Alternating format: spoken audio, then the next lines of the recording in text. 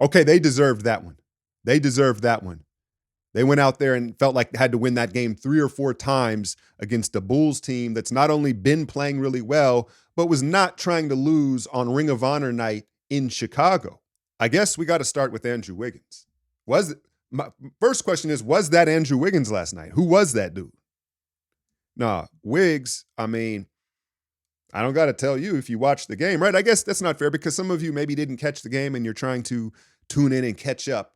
So for those of you that don't know, Andrew Wiggins had 8 assists last night. What did he have? 17, 18 points, but he just looked like a different dude. It wasn't about the stats or the numbers. It was about the way he was carrying himself. It was his aggressiveness, his decisiveness, his aura last night. He looked like a different guy. And so the question is, why? And I got to be honest with you, the first thing that popped into my head was like, yo, he either really doesn't want to get traded or he really wants to get traded. I think that's the question. Or maybe it's just as simple as his pride kicked in. Enough is enough. Was this Andrew Wiggins' enough is enough moment on the road in Chicago Friday night? Like, nah, man, all right, like this is too much. I got to get back to doing what I do, because he was the story of the game for the Warriors. Next up, you got to give Klay his props, right? Klay was unbelievable. Like Klay can be a big an asshole as he wants to be to the media and be snarky and all that if he's going to play like that.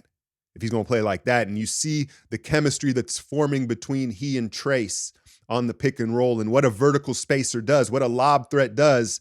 There was also some moments there with Trace and Kuminga on the floor protecting the rim. Did you see them running the floor? Did you see the young fellas running the floor? Right? And so it's just such an encouraging effort. And then like halfway through, as the Bulls couldn't miss, it was like, dang, man, even when we are playing well and all hands are on deck, we still can't get over the hump, right? Now, granted, Steph wasn't shooting well until the end, but there was a moment there as a fan towards the end of the half where it seeped in like, here we go again, right? And you can only imagine that starts to seep into their minds. But to their credit, their persistence, the fact of the matter is, it was what I call a humiliation game. Those 2 losses at home humiliated them enough to come out with this type of performance. Now, the question is, can they build upon it? And you can't expect that type of effort tonight in Milwaukee on the back end of a back-to-back. There's going to be a little bit of a letdown as far as just physically bringing it, but bring as much as you can. Bring as much as you can. If they can string together efforts like that, I think they're going to start to look like the team that we expected them to be. Let me get back to Wiggins and actually how he played, because first off, it was just an effort level, right? You usually can tell with Wiggs if he's hitting the glass, you're like, oh, he's feeling bouncy tonight, right? But I loved that they were letting him catch in that short corner or along that baseline, that kind of Kobe area, where I think what it does is it cuts the floor in half for him. You hear that all the time in football with like a young quarterback. Hey, we're going to cut the field in half for you, roll out to your right so you don't have to make as many reads. And when Wiggs catches the ball there, I think it simplifies his reads. And then to his credit, he was super decisive. So he got to his spots with purpose. And then he was spraying it to the weak side. He was attacking. You forget how physically gifted he is, right? Some of those plays, you're like, whoa, it's nuclear athleticism. And then you combined it with Kuminga, who I haven't even mentioned. Forgive me, Kuminga comes off the bench. He's got a headband on. He's got a shooting sleeve. All of a sudden, the three's going for him. And you heard Fitz and Azubuike allude to it. It's funny how our biases set in, because they said Kuminga had been 3 of 21 from three-point range. Now, I cover every game. Y'all know the breakdowns, and I didn't even know that. And maybe part of that is me just being so bullish and wanting him to play more and trying to be positive about him. But I think the other part is it's not like he's been jacking up threes, right? He hasn't been forcing them. He's been taking the ones he's supposed to take. He just hasn't been making them. And again, what they brought up was the confidence for him to keep taking them and then all of a sudden making them is an ingredient that you see in a star player, right? Like that's at this level, all these guys are so talented. One of the real separators is how long can you sustain your confidence as a shooter? Like, can you go through 2 weeks where you're shooting miserably and still confidently step into your shot. That can be the separator with some of these guys. And speaking of confidence in shot, our rook is struggling. Brandon Podziemski, you could say, hitting the rookie wall. I kind of foreshadowed this a couple, I won't say a couple weeks ago, maybe 1 or 2 weeks ago, where it was like, hey, he's been forced to play. Kerr's playing him 30 plus minutes. I'm not sure that is something that is sustainable. One, in college, what is he playing? 30 games. So now we're headed toward the 40 game mark, but he's been playing more than expected. But not just that, it's his energy level, right? The type of player he is, you look at like a Pat Beverly, an Alex Caruso, who we saw last night, these super high motor players, I don't know if they're built to play 30 minutes a game. It's not sustainable through 82 games. But back to the shooting and the confidence thing. And let's see if Podziemski can shoot his way and remain confident even though he's hit this wall.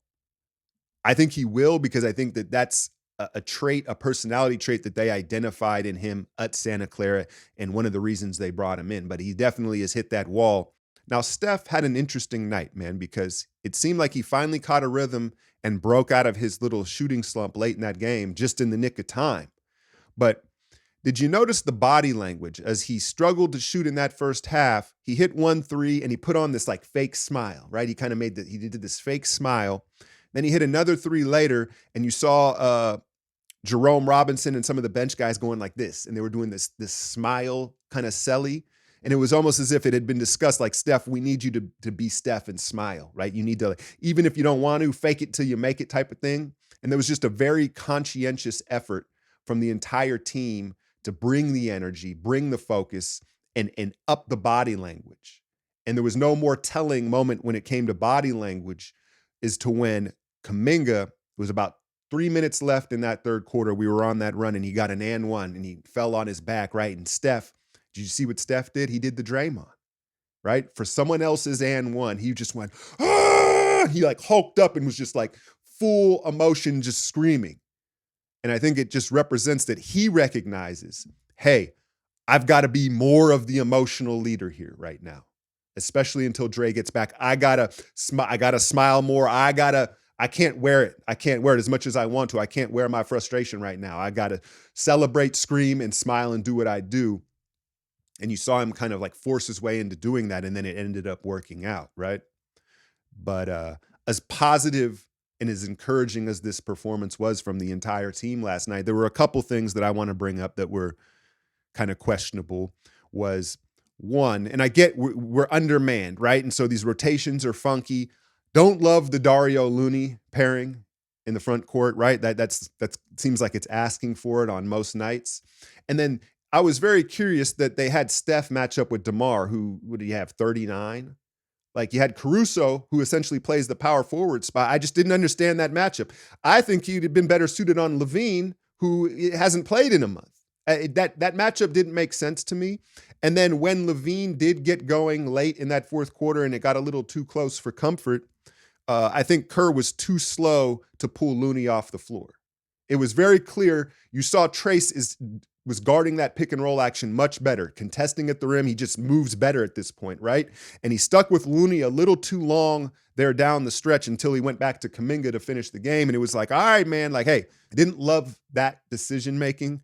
But the truth is, man, listen, if you talk to any fan of any basketball team, you can go, yeah, my daughter's high school game or NBA, whatever it is, you're going to have an issue with coaching decisions every night. There's going to be something that you don't like. There's going to be rotations you don't like. And then you look around and you realize that we all have these issues with all our teams. You know, the other decision that I didn't love was when Trace had that block, that great block on DeMar's spin move, and they called it a goaltend. And Trace was adamant. He was like, no, take a look.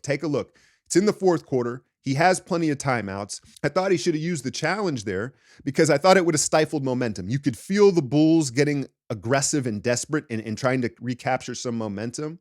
And it just didn't feel like it was too risky at that point. And the game, the truth of the matter, the game was being decided in the early minutes of that fourth quarter or midway through the fourth quarter. And he was holding on to that challenge as if he was going to need it in the final 90 seconds, which, hey, you never know. I thought he should have used it there.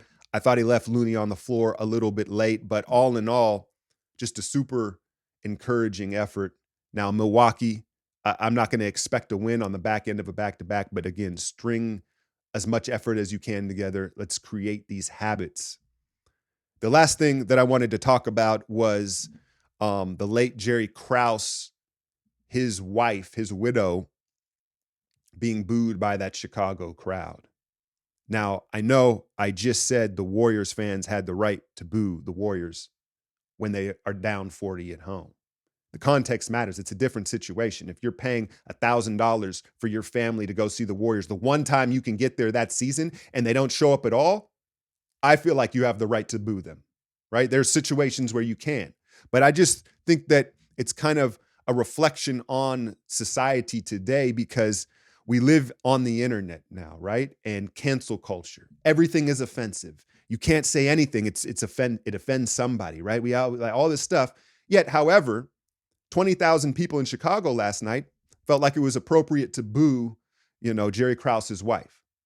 That it was inhumane. It was inappropriate, and it just goes to show you that this fake outrage that we see online is fake because they were more than willing to do that, and you didn't think that was out of line. So yeah, that was nasty work there. That was unfortunate, man. But I digress. Again, I don't know about this Milwaukee matchup. That's going to be tough. Dame, has Dame ever beaten Steph in a game ever? So he's going to be, I think, enthusiastic to take on our undersized team with his new boy Giannis. It might be tough, but if they can just put up a fight and continue to build the habits, and heck, maybe go 500 on this road trip, get Draymond back, see what happens at the deadline, and you never know. As always, hit that like, share, and subscribe. I'm out, y'all.